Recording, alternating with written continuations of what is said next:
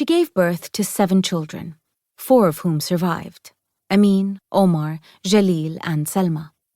A courageous, loving mother, she adored her eldest son and admired his French wife, Mathilde, for her freedom and education. Around 1955, starting to show the first symptoms of dementia, she left her house in the Medina to live out the rest of her life at Amin and Mathilde's farm. She died a few months before her son Jalil in 1959. Salma Balhaj. Born in 1937, she is the sister of Amin, Omar, and Jalil. Cosseted by her mother, this radiantly beautiful girl was jealously guarded by her brothers and regularly beaten by Omar. An inattentive student, she frequently played truant from school, and in the spring of 1955, she met the young French pilot, Alain Crozier, and became pregnant by him.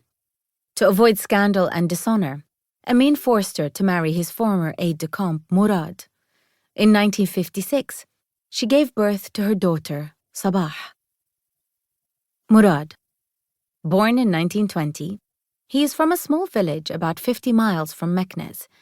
In 1939, he joined the army and was sent to the front, where he became Amin's aide-de-camp before being promoted. Secretly in love with Amin, he was jealous of Mathilde. When the war ended, he went to Indochina with a Moroccan regiment.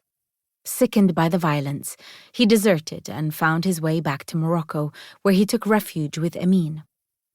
Given the job of foreman on the farm, he carried out his duties so zealously that his underlings hated him. He married Selma in 1955. Monette Bar. Born in 1946, she is the daughter of Emile Bar, an aviator at the base in Meknes. A student at the convent school, she became close friends with Aisha. Her father died in 1957. Tamo.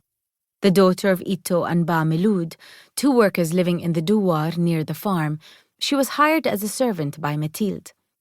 Although treated harshly by the French women, she found her place within the Balhaj family and worked for them until the end of her life. Dragan Palosi. A Hungarian gynecologist of Jewish origin, he took refuge in Morocco with his wife, Corinne, during the Second World War. After a bad experience at a clinic in Casablanca, he decided to move to Meknes, where he opened his own practice. In 1954, he persuaded Amin to go into business with him, exporting oranges to Europe. He became friends with Mathilde and helped her when she felt overwhelmed by the responsibility of caring for the health of the local peasants. He took Aisha under his wing, giving her books to help quench her thirst for knowledge. Corinne Pelosi. A French woman from Dunkirk, she is Dragan's wife. Her voluptuous body provoked lust in men and suspicion in women.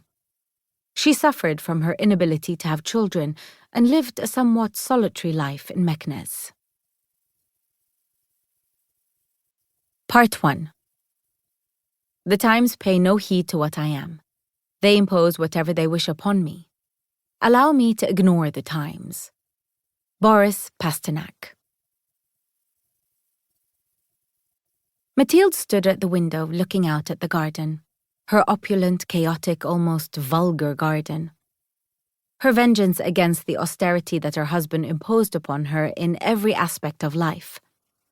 It was very early in the morning, and the sun peeped shyly through the leafy treetops. A jacaranda, its mauve flowers not yet open. The soul-weeping willow and the 2 avocado trees sagging under the weight of fruit that no one ate and that fell to the ground to rot. The garden was never as beautiful as at this time of year. It was early April 1968, and Mathilde thought it was not by chance that Amin had chosen this moment. The roses, which she had brought in from Marrakesh, had bloomed a few days earlier, and their sweet, fresh scent pervaded the garden. Beneath the trees lay agapanthus, dahlias, lavender, and rosemary bushes. Anything could grow here, Mathilde always said. For flowers, this soil was blessed. Already she could hear the songs of starlings, and she spotted 2 blackbirds hopping in the grass, their orange beaks pecking at the earth. One of them had white feathers on its head, and Mathilde wondered if the other blackbirds